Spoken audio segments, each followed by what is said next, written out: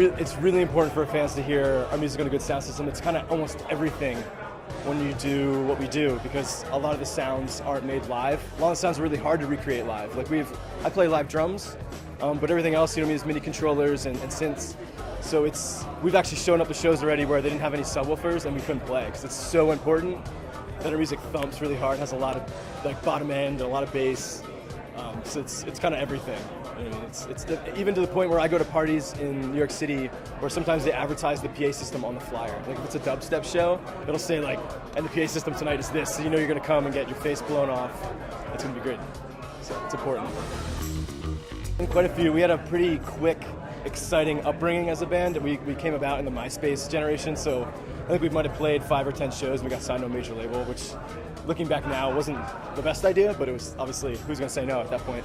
But I'd say probably the number one most memorable thing I've done thus far is first time we came here, we played with Linkin Park at Project Evolution, and I think there was like 48,000 people. And I came from playing in metal bands all my life where you knew everybody's name in the audience. It was just 50 of your friends showed up.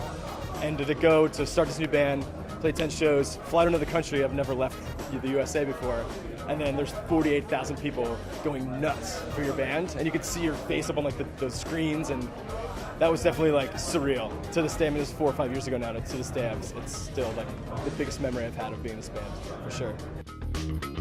Ooh, I do say that often. So I feel like there's probably a bunch. There's too many, but I'm gonna pick one. Jump by Van Halen is a track that I wish I wrote. Just not only from the track, but just that time period of when like music, I feel like music was never more exciting, rock music especially, than it was like in the 70s and 80s, even in the early 90s when people still bought it. And it was, when you were in a rock band then, like people knew who you were because they had your poster, they had this, and now it's kind of like this nameless, faceless thing where you listen to a song for a week and throw it away.